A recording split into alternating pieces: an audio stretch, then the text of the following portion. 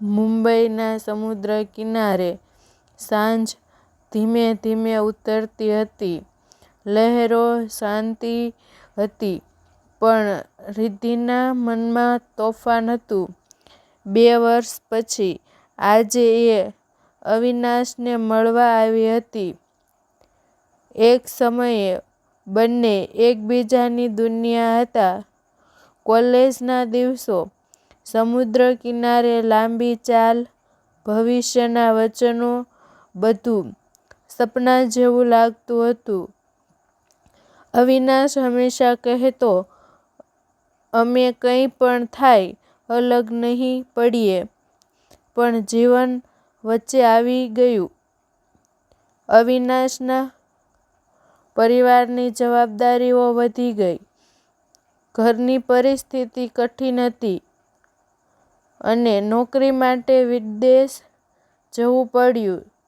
શરૂઆતમાં રોજ વાતો થતી, પછી કામનો ભાર, સમયનો તફાવત, અંતર વધતું ગયું. એક દિવસ અચાનક અવિનાશનો મેસેજ આવ્યો, મળવું છે છેલ્લી વાર.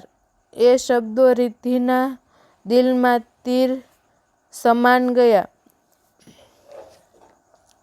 સમુદ્ર કિનારે બંને સામે સામે ઊભા હતા. શબ્દો ભારે હતા. અવિનાશે ધીમેથી કહ્યું, હું પાછો આવી શકતો નથી.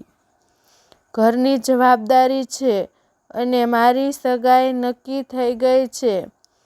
એ ક્ષણે રિદ્ધિની આંખોમાં પાણી ભરાઈ ગયું. તો આપણા વચનો? એણે પૂછ્યું. અવિનાશે નજર ઝુકાવી. ક્યારેક વચનો પરિસ્થિતિ સામે હારી જાય છે. લહેરો કિનારે અથડાતી રહી. રિદ્ધિએ આંસુ પોંછ્યા અને કહ્યું, હું તને રોકીશ નહીં, પણ એક વાત યાદ રાખજે, હું તને ક્યારેય દોષ નહીં આપું.